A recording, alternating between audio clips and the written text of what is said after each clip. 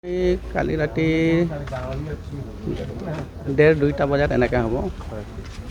আমিতো এতিয়া সময়টো চাব পৰা নাই, কাৰণ আমাক ডাইৰেক্ট আহি বিচনাতে আহি এটেক কৰিছে। আমিতো শুই আছিলোঁ ঘোৰ টোপনিত। আৰু কালি মই ওদালগুৰিৰ পৰা আহিছিলোঁ 4:30 বজাত আহি পাইছিলোঁ, ভাগৰ লাগে কাৰণে শুই আছিলোঁ।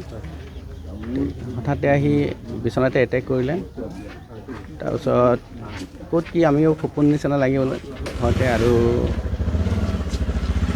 মাৰপিট কৰিছে অলপ। সিহঁতৰ মুখলৈ অলপ চালে মানে মাৰে, পিছত সিহঁত মানে আমাক হাত ভৰি বান্ধি দিছে। আৰু মোৰ ঘৰৰ মানুহজনীক বেছি মাৰধৰ কৰিছে অলপ, তাই ধৈৰ্য কম চিঞৰ বাখৰ কৰাৰ কাৰণে। আৰু তাইক অলপ বেয়াকৈ মাৰিছে, বহুত বেয়াকৈ মাৰিছে। ৱালৰ ওপৰেদি পাৰ হৈ কেনেকৈ গৈছে?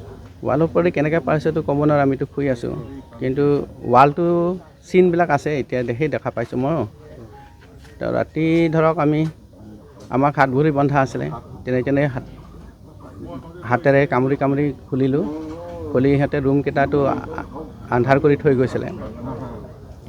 বহুত সময়ৰ পিছত ভয়ে ভয়ে লাইটখিনি অন কৰি আমি ডাইৰেক্ট থানালৈ গ'লোঁ। আৰু দুজন সেইখিনি তাৰ গাড়ী নিলে, গহনা পাতি নিছে, মোবাইল 2খন লৈছে, আৰু হেৰি নিছে কিবা হাৰমনিয়াম। সিহঁতে কিবা বাকচ বুলি ভাবিছে, হাৰমনিয়ামখন চাবি বিচাৰোঁতে মোক মাৰিছিলে। গ্ৰিল ভাঙি 2-3খনকৈ দৰ্জা ভাঙি 2খন দৰ্জা ভাঙিছে, গ্ৰিল ভাঙিছে।